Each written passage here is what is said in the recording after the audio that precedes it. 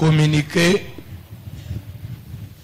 ya munene zake samedi na 15h biso nyonso tokozala na seka bandal wana oyebi yo mpe oza informé. Ok, samedi toza na rencontre na bandal à partir ya 15h. Soki touti bandal dimanche prière à tongo ezali. Amen. Alléluia. Et prière à poko eza, mais je vais plus demander à l'église que va te belé tout ça le tout plus tout ça la prière à tongo dimanche. Ce qui est là que il y avait possibilité d'atteindre tout le monde. On pouvait même annuler prière à poko. Mais comme il y a d'autres personnes, on ne sait pas atteindre. On semble informer. Mais normalement, tout mes personnes à prière à tongo, puisque pourquoi dimanche, nous sommes au retraite. Nous sommes dans minuit, nous sommes au dimanche à Boutou. Nous sommes dans minuit, et les retraites, il y a s'enfermer. Après communiquer, peu précision, il y a programme, il y a la grande communauté, pena ya aseka kalembelembe. Oyo epesamaki epa ya l'homme de Dieu, le pasteur François Mutombo. Voici l'homme, mokolo ya mercredi 12 décembre, akobaki pona kolesa bana na nzambe, maloba kitoko pona koloba boye. Est-ce que moi aussi je peux te dire, fortifie-toi. Sois une femme. Sois un homme. Pendant quand on dit fortifie-toi, c'est que déjà ce papa-là s'attendait à quelque chose. Le monde, la vie n'est pas facile. Ce que tu as que vie est facile, peut-être vous êtes encore moins âgé que moi, ou vous pouvez même être plus âgé que moi, mais je te dirai, avec la charge que moi j'ai, peut-être je peux avoir de l'expérience plus que toi. Alors je te dis, la vie n'est pas facile. Mukilozo mono, vie est peut-être. Aye lisusu kokende plus loin pona kofongola bana na nzambe ke nzambe nde moto asalaka po moto a réussir na vie. Pe berger de l'église na part na yemoko apambola kipe bana na nzambe. Et loko esalaka réussite ya mutu na sena moy ezali nzambe. Afin que tu réussisses dans tout ce que tu entreprendras. Nzambe nda sala mutu réussir. Tika nzamba za liboso na yo. Et que tu réussisses dans tout. L'homme à la tunique de plusieurs couleurs, le commandant du temple, l'ambassadeur de la parole de Dieu, le recteur de l'université de Jésus-Christ, le pasteur François Mutombo. Voici l'homme à Talisiba Nananzambeke. Okoki jamais kobundisa moto oyo nanu abundisa yote. Poli kambonyos oyo okoki kosala moninga, il faut nzambe azala témoin pe ozala na raison na miso ya nzambe. Soki te ekozongela yo moko. Kobundisa mutu te, mutu abundisa ayote. On dit il a versé le sang de la guerre pendant la paix. Et loko nyonso osala mutu na miso ya nzambe faut na raison. Si tu n'as pas raison, ça va rebondir sur toi. David il a versé le sang de la guerre. Mais qu'il a bitum. N'a pas tout babundisi yete. Mais bumi bangolo on dirait babundisi naïe. Luka na vie, vous avez un problème indifférent avec quelqu'un. Mais nami son nzambe yo zana raison. Bande ko makambo nazo ebisa yo eza solo. Na mokili Luka batu ba devoir yo. Mais yo devoir batu te. Ko Luka toujours comme ilongi sate. Tango alobaka ke azalaka pasteur kakate azalaka pe enseignant et azalaka ya solo pambate l'ambassadeur de la parole de Dieu, le pasteur François Mutombo. Voici l'homme atindaki raquette de prière ya kitoko makasi digne à sa qualité du pasteur pe a explikaki biti ya raquette yango pe asengaki moto nyonso asa la prière nzambe abongisa motema na ye. Ozo sa la prière. Peut-être vous pouvez vous demander pourquoi si je n'engagez au terre de sacrifice, mais pourquoi n'a bandé même la relation et vendre la vie sociale Pourquoi na bandeli una? Parce que tu dois d'abord kobongisa motema no liboso na Nzambe. Ton cœur là peut devenir, peut être déjà un autel de sacrifice sans le savoir. Bible zoba celui qui est son frère, c'est un meurtrier. Dero zo inamut obomiye. C'est obomiye wapi? Nakacha motema. Motema no omi autel de sacrifice. Yo zo le renverser sacrifice. Autel de sacrifice, mais d'abord motema des autel de sacrifice. Koyi na bato et bloquer la prière à moto. Même au kobele la moto et au dernier fait moto. Du moment d'abord ton cœur là. Ça n'a makambo na bato. Ça n'a besoin de la place one. Ça nous aidera à prier dans les efficaces.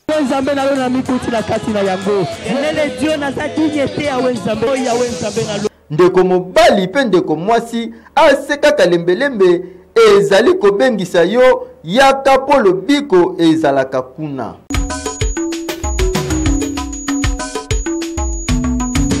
Je n'ai pas changé de sujet, c'est le même sujet. Toujours aussi les hôtels de sacrifice. Dans les hôtels, c'est d'abord, avant de combattre Satan, il faut d'abord mener la propre. Mais tant que vous avez Satan, vous allez combattre Satan, c'est très difficile. C'est pourquoi tout est d'abord la haine, la kanda, donc, il n'a pas de mais il sacrifier déjà de motema no eza hôtel à sacrifice et tu cherches à renverser le sacrifice c'est difficile. Il faut d'abord réparer motema na yo nazo sensibiliser ba nyonso ba yite ba pusana vraiment bazanga te mateo eza bien assez opambula ba.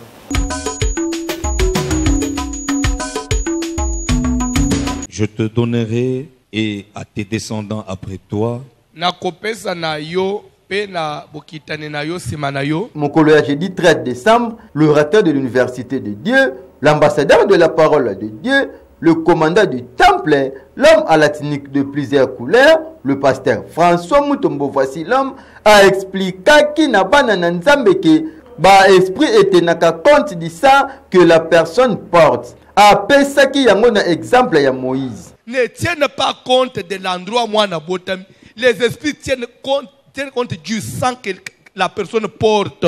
Moïse, même si il a grandi dans la maison de famille, il porte le sang d'Abraham.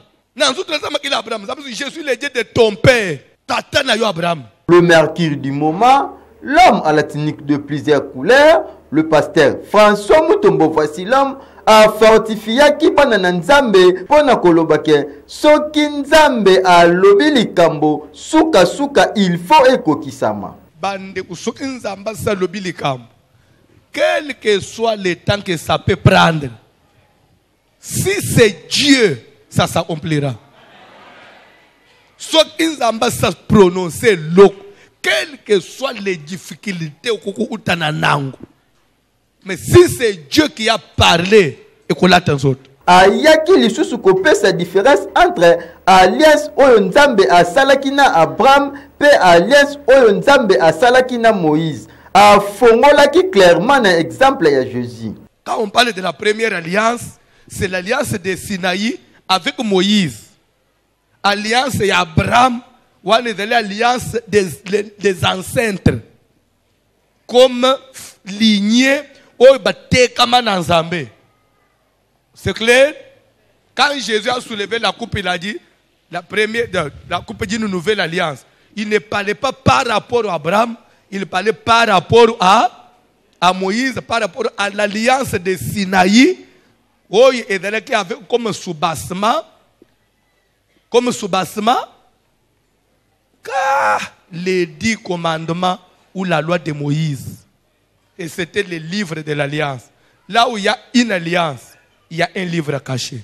Le recteur de l'université de Dieu, le pasteur François Mutombo voici l'homme, a fongola ki lisusu malamu pona kolobake le nom peut lier quelqu'un a peselaki yango na exemple oyo ndenge Nzambe a chanzaki Abraham kombo pe a komisaki ye Abraham. Nzambe yebisi Abraham na kopambola yo na opeso bana ozoluka mais nazo sa no alliance.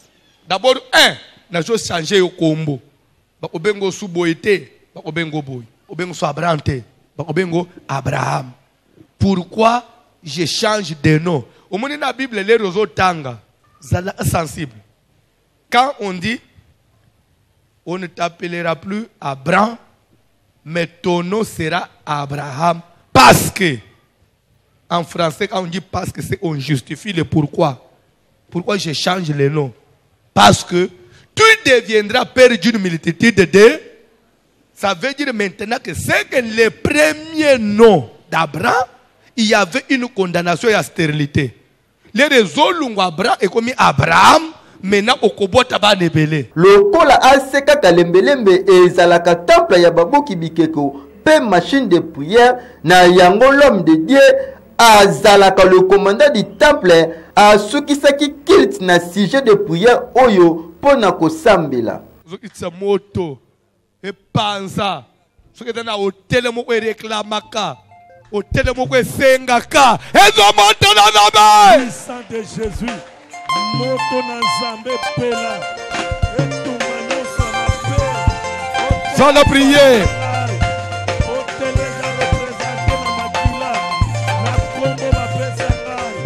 Papa, mama, ndeko mobali to pe ndeko mwasi pona nini koumela kati na pasi mikolo nyonso soki oza na posa ya lobiko kolemba te yaka mbangu na aseka kalembelembe kuna ba enseignement ya kitoko prière ya makasi pe lobiko ya sir ezalaka.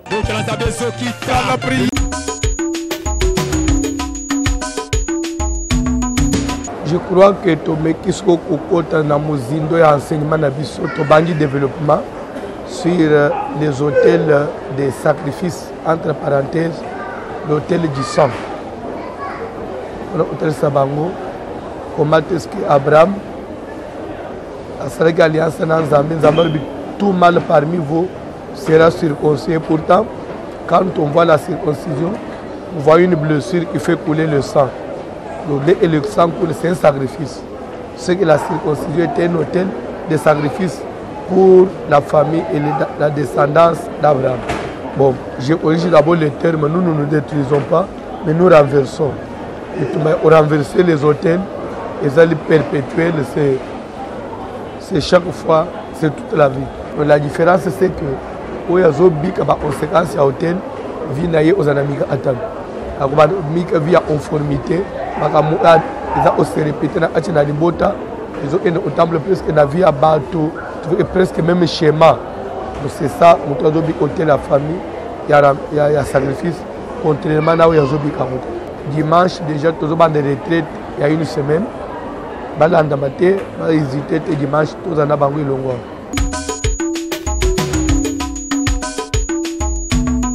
Maintenant, niveau éponine, Kozanga. Lokola azalaka enseignant, le recteur de l'université de Jésus-Christ, le pasteur François Mutombo Vassilam, a expliqué qu'il n'a pas nzambe qu'est-ce qu'est l'hôtel. Hôtel Ezanine, de par la description, quand on vous dit décris-moi l'hôtel, Nandenga ya ko expliquer to ko décrire hôtel Ezali structure. Quand on dit structure, on doit comprendre. C'est-à-dire que ezali eloko bakangisa, ba télémisa lokola comme en église autrement c'est une structure métallique. Donc ça bakangisa mabende. Ce que yango za structure ya mabaya en bois, ya bakoni. Soit ya mabanga. Hôtel bazo tia 4 piquets ya bakoni. Après batie mutalaka likolo nde bazoka mata na se una batiki vide ndenga mese zalaka na se za vide po bakotsa siko na se nde bazocha moto bazokotsa bakoni likolo nde siko bazotanda mbeka soit ntaba soit le onyos batie likolo so bazocha moto na se alo structure wana nde babengi hotel soit bakoboya osala ya mabaya bazo sala ya mabanga puisque soki otangi na lisolo ya Eli avec les prophètes de Baal na montagne ya Carmel. Eli a senga inine. Amenez-moi combien, apportez-moi quoi? 12 pierres. C'était avec les 12 pierres qu'il avait construit l'hôtel. Donc hôtel est kozala ya bakoni ou bien mabanga. Donc mabanga peut ba disposer bien après batie bakonyi likolo na se bazotia moto siko bazotumba mbeka. L'ambassadeur de la parole de Dieu, l'homme à la tunique de plusieurs couleurs, a kotaki lisusu makasi na profondeur pe ayaki ko expliquer na rôle na yango. Et départ maintenant ko définir yango na sens nango rôle nango ezo jouer, c'est un lieu sacré, un endroit sacré qui sert de rencontre entre un homme matériel et un corps immatériel, entre l'homme physique et un esprit. Un endroit sacré où se rencontre l'homme avec des esprits. C'est clair? L'homme à la tunique de plusieurs couleurs, le commandant du temple, l'ambassadeur de la parole de Dieu, le recteur de l'université de Jésus-Christ, le pasteur François Mutombo voici l'homme, a kendaki plus loin pour na koloba boye à propos ya hôtel. Na âge toza sikoy, na siècle toza sikoy, na alliance toza na nzambe sikoy, alliance de l'esprit pour que tout est devenu spirituel. Même l'hôtel n'est plus une structure mais donc physique. Hôtel est comme un esprit. C'est-à-dire qu'il suffit seulement que tu te tiennes quelque part, ou se concentre et ça hôtel payé. Papa, maman, ndeko mwasi to pe ndeko mobali, ba enseignement ya kitoko boye et pesa makakaka awa na aseka kalembelembe et pas ya le recteur de l'université de Dieu, le pasteur François Mutombo voici l'homme à la tunique de plusieurs couleurs.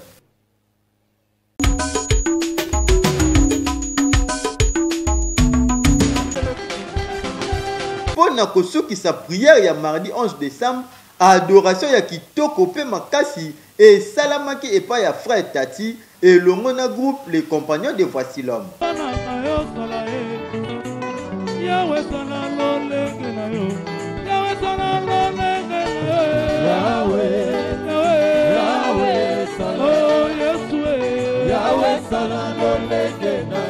Nasima, lokola azalaka le commandant du temple, Mobuki Bikeko ya solo atindaki sujet de prière pe alobaki mutu nyonso asa la prière po na vie na ye pe mutu nyonso oyo alukaka mutu na yo moto na nzambe elanda ye. Atana bezo sala uzo sambela po na vie na yo. Bande kundenga tozo tambula le nazo pesa ba exemple abatu mususu ozo muno njire bangunde babeteli bakuma be njire yo za bien mais ya bango yoki mais ya yo bomba mi oyo ite ya yo yebite tamu so ebi place malere nezo utate na yambi mama moko ebisika pasteur na ye osambela ngana bo malibala na bana mike na tuni oh pona nini mubali asali yo nini te na balibala pona mubali te pona ngamoko na ndenge nini albi papa nazo ele mubali na ngama mwana bato aza innocent alingi ngama kasi asala ngama bete mais pour mes ngai na papa na ngai tozana misala ya butu na papa na ngai papa na ngai nde mobali na ngai depuis mobali na ngai physique ya balanga nakuta ye na babien na ye actuellement na zolo tovanje pa camarade ne na chantier moto na nzambe landela ye Pour na Jésus na ça la prière.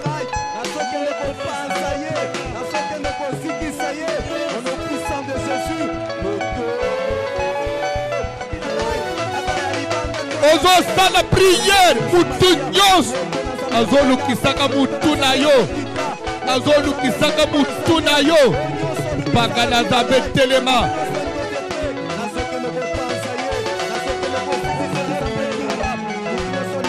sala prière. Aye lisusu ko rappeler na bandimike dans 3 semaines tozo kota 2019 mutu nyonso asala prière pe akitisa moto likolo ya vie na ye. Dans 3 semaines 2019 sukeza na mutu bakama tata sous-vêtement no ba quelque part moto ekita mbongo nanga bake ochana ndaku likolo Yesu Kristo. ogo sala prière ogo sala prière.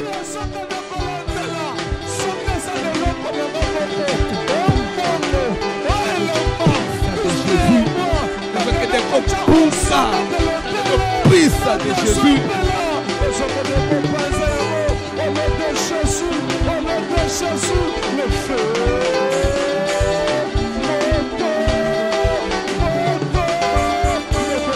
ndeko molinga mikati na nkolo na aseka kalembelembe lobiko ya sir ezalaka yaka okozwa lobiko musala elevation pe na mapamboli.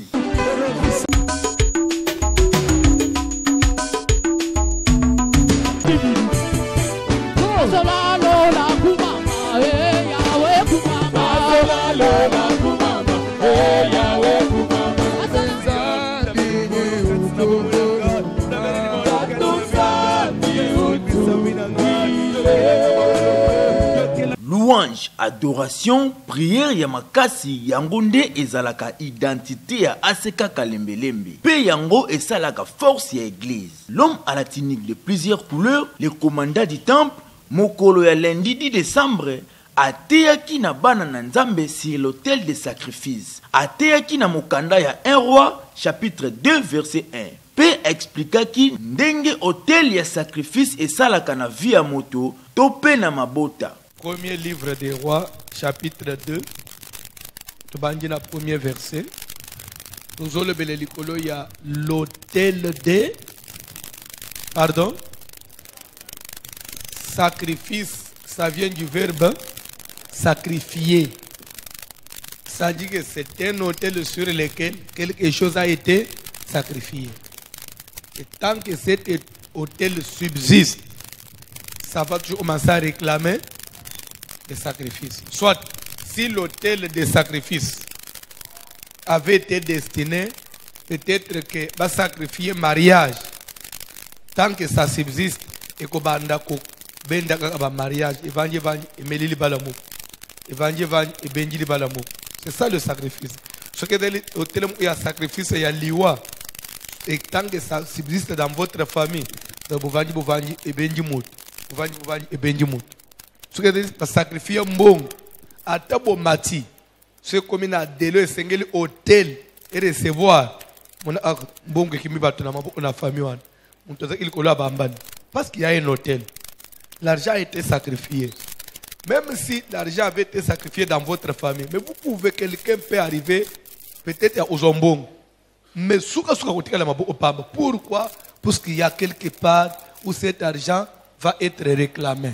Les recteurs de l'université de Jésus-Christ, les commandants du temple, l'ambassadeur de la parole de Dieu, le pasteur François Mutombo, voici l'homme. Alendisaki banana nzambe pona koloba ete chrétien azali moto oyo alelaka pamba pamba te. Chrétien azalaka plaintif te, tout le temps en train de pleurnicher. Qu'est-ce qui se passe avec toi? Dikamumuke na comprendre te nini.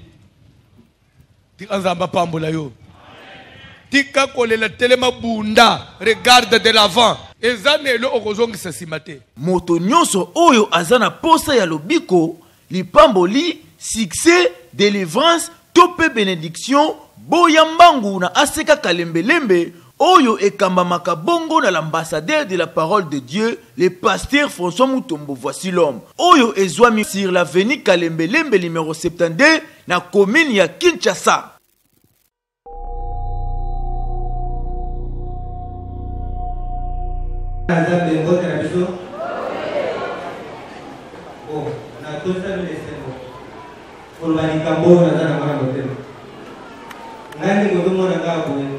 Sopa tunia na zero usambela gawatu na wanasanda za mondigesi kalembelembe mina frega tagangote na frega tagasira kalembelembe na radio na television na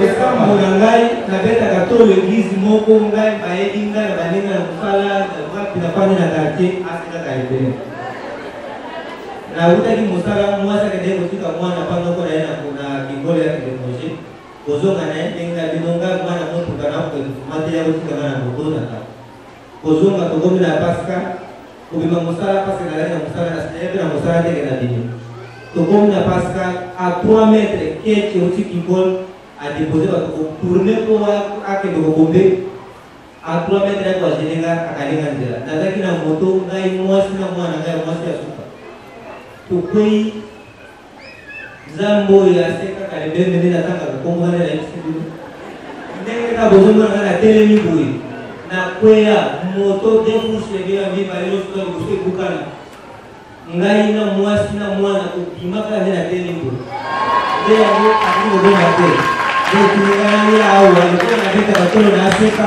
na na kelele na jamu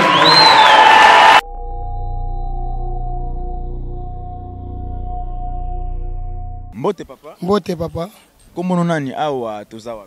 Kombono nga héritier na vani na Veninguma numéro 16. Awa tozawa. Tozana maluku. Koye sabiso oyebi voici l'homme. Nayebi. Oyebi ndenge. Nayebi za pasteur ateyaka na ye, ateyaka kitoko. Olandaka ye na radio to na. Na na émission ba radio na landaka na ye na taba télé na landaka na ngai bien. Botango landaka pasteur aoteya. Eloko nini penza ya mutuya oyo yo soko vande yo ki pasteur obité makambo pena pasteur azoloba etuti ngai il faut na changer bando kolanda na vie na o eloko ni pena ya mutuya sala bon eloko na landa etuta ngai mateya na ya teyaka ezala nango bien. Est-ce que tant yo landaka ye na vie na yo moko pe bongo na motema bon na vie na ye nde na landaka na vie na ye mateya na ye tuta nga makasi te mama. Mbote papa. Kombo nani? Bernice. Ah otona komeni Maluku. Ko expliquer biso oyebi pasteur voici l'homme. Naebi. Na landa kai. Olandaki na TV to na radio. Na radio. Mateya na etango landa wana. Eloko nini penza ya mutuya o edifia bo moina. Na yoka pe bede na mate na onde ate ya kawana. Na bénéfice pe ya bili. Au mela ka continuer ka côté ya biso wansi. Osambela. Assemblée des saints.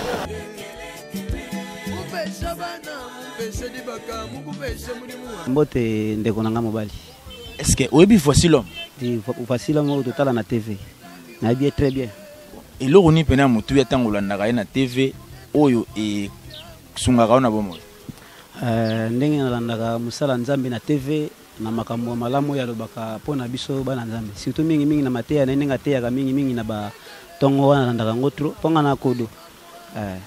Naza muta renseignement na sepelaka makambo ne mingi ndenge ateya ka biso soki na lingola ne mingi mateya moko na naza na verset yango kutuza na verset wana na ngona parler na bosana yango si je me trompe pas